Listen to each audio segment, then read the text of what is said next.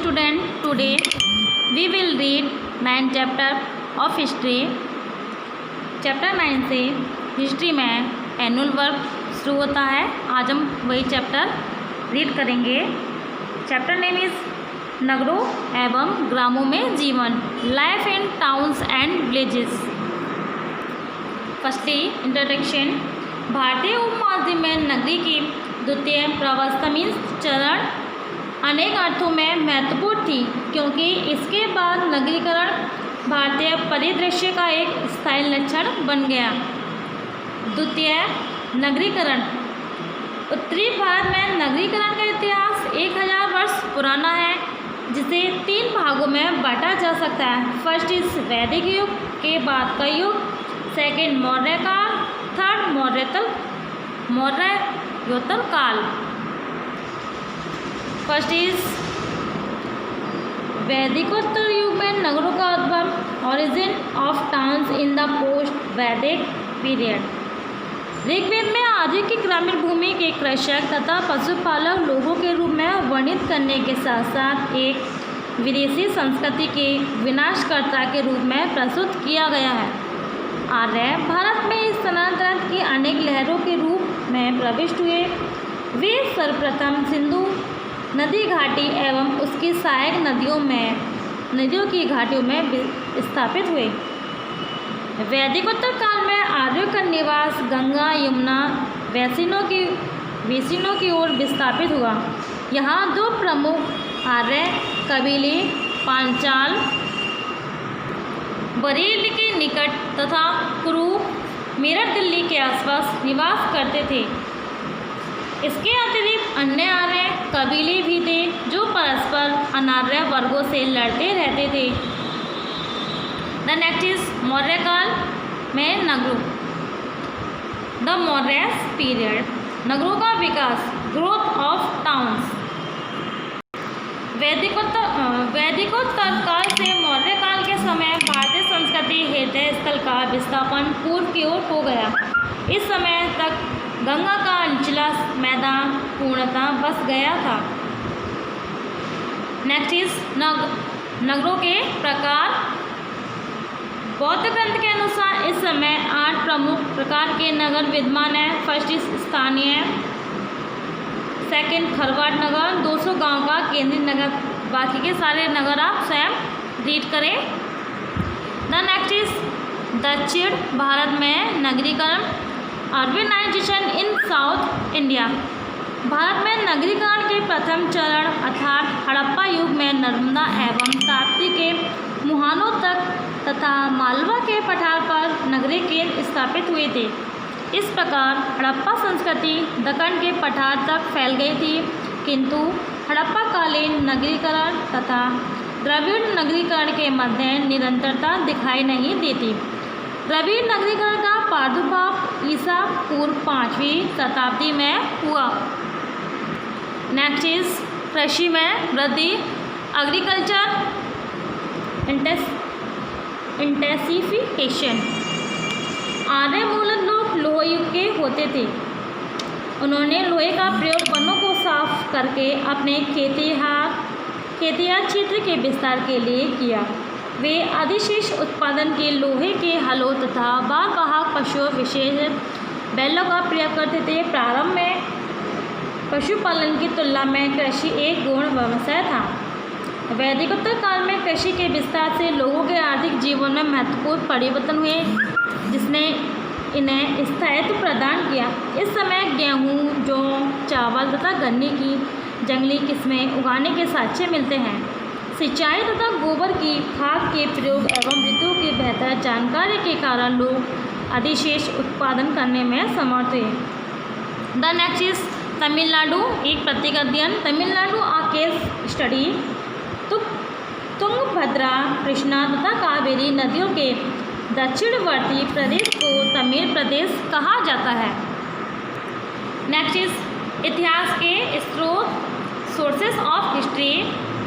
दक्षिण भारत के इतिहास के प्रमुख पुरातात्विक स्रोत हैं। साहित्यिक स्रोतों में संगम साहित्य विशेष रूप से उल्लेखनीय है। संगम साहित्य कोई धार्मिक साहित्य नहीं है। तमिल काव्य तथा व्याकरण संबंधी अनेक ग्रंथों की रचना हुई। संगम साहित्य से हमें तत्कालीन चोल, चेर तथा पांड्य राज्य के विवरण प्राप्त होते हैं। इस साहित्य के रचना काल को संगम युग कहा जाता है। जिस काल में संगम की रचना हुई थी उस काल को संगम युग के नाम से जाना जाता है। यह साहित्य दक्षिण भारत के प्राचीन इतिहास की जानकारी का प्रमुख स्रोत है। द नेक्स्ट इज चेर राज्य।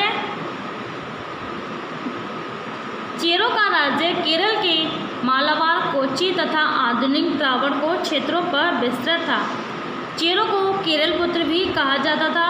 उनकी राजधानी वेंगी में भी चेरों के प्रारंभिक विवरण 3वीं शताब्दी ईसा पूर्व के अशोक के शिलालेखों में मिलते हैं। द नेक्स्ट इज चोल राज्य। The Chola kingdom. चोल राज्य कावेरी डेल्टा में पेन्ना तथा बेल्लारू नदियों के मध्य स्थित था। इसे चोल मंडल या कोरोमंडल कहा जाता था। इसकी राजधानी उरैयूर आधुनिक तिरुचिरापल्ली थी। कार्यकाल 190 ईस्वी के लगभग एक प्रसिद्ध चोल शासक था। उसने पड़ोसी चेर तथा पांड्य शासकों पर विजय प्राप्त कर अपने साम्राज्य का विस्तार किया। उसके पास एक विशाल जहाजी बेड़ा था। द नेक्स्ट इज दक्षिणी राज्यों में प्रशासन में राजा की सहायता के लिए मंत्रियों की एक परिषद अथवा अनेक अधिकारी होते थे। इसके अतिरिक्त कबीलों के मुखिया की एक सभा होती थी जो राजा को सलाह देती थी। राजा के पास एक विशाल सेना होती थी जिसमें पैदल, रथिक मीन्स जो रथ पर सवार थे उनको रथिक कहा जाता था, घुड़सवार, हाथी आदि होते थे। राजा उदार शासक होते थे। वे प्रजा के हित के लिए अनेक उपाय करते थे। द नेक्स्ट इज धर्म, रिलीजियन। संगम युग में दक्षिणी राज्य में हिंदू धर्म विचलित था। शासक भी हिंदू धर्म को अपनाते थे। वे वैदिक रीति रिवाजों का भी पालन करते थे। ब्राह्मणों को समाज में बहुत आदर था। उन्हें शासकों द्वारा भूमि दान भी प्राप्त होते थे। उच्च वर्ग के लोग विष्णु को पूजते थे। मुरुगन, जिसे उत्तर भारत में स्कंद या कार्तिकेय कहा जाता है, दक्षिण भारतीयों के सबसे लोकप्रिय देवता थे। ब्राह्मण के अतिरिक्त दक्षिण के लोग बौद्ध तथा जैन धर्म के सिद्धांतों से भी परिचित थे। दक्षिण भारत में ईसा की प्रथम शताब्दी में ही ईसाई धर्म का पदार्पण हुआ। ईसा मसीह के विशेष दूत संत थॉमस 52 ईस्वी में मालाबार तट पर पहुँचे तथा उन्होंने गिरजाघर बनवाए। द नेक्स्ट इज व्यापार, ट्रेड। दक्षिण के शासकों ने इन बंदरगाह नगरों के विकास में बहुत योगदान दिया। यहाँ देशी तथा विदेशी व्यापार बहुत विकसित था। दक्षिण के शासकों के पास विशाल जहाजी बेड़े थे जिनकी सहायता से वे मिस्र, अरब, रोम आदि पश्चिमी देशों तथा मलाया और चीन पूर्वी देशों से व्यापार करते थे। रोम के लोग भारतीय वस्तुओं में विशेष रुचि रखते थे तथा उन्हें स्वर्ण देकर खरीदते थे, इनमें मोती, बहुमूल्य पत्थर एवं रत्न, मसाले, वस्त्र, इमारती लकड़ी, हाथी, दांत आदि वस्तुएं सम्मिलित थीं। रोम के साथ इन वस्तुओं के व्यापार के बदले में दक्षिण भारतीय कांच, मिट्टी के पात्र, तांबा, टिन, सीसा, सोने व चांदी के सिक्के आदि खरीदते थे। द नेक्स्ट इज व्यक्तियों का जीवन। संगम साहित्य में 5 प्रकार के पारिस्थितिक या भौगोलिक क्षेत्रों का विवरण मिलता है। प्रत्येक क्षेत्र में जीवन प्रणाली भिन्न होती है। ये 5 क्षेत्र थे: मरुरत, उबर, खेती, हर मैदान, नैटाल, समुद्र तट, कुरिंजी, पहाड़ियों एवं जंगल, मुलाई, चारागाह एवं शुष्क भूमि। जो व्यक्ति समुद्र तट पर रहते थे उनको नैटाल, जो खेती करते थे उनको मरुतम, इस तरह से जाना जाता था। कृषि लोगों का प्रमुख व्यवसाय था। खेतों को जोतने के लोहे के हल का प्रयोग किया जाता था। चावल, गन्ना, दालें, फल तथा मसाले प्रमुख उपज थे। अधिकांश लोग गांव में रहते थे। तटीय प्रदेशों के लोग व्यापार तथा उद्योगों में संलग्न रहते थे।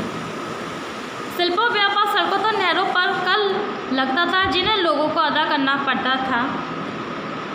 Chapter is finish. I hope you all are understand this chapter and thank you.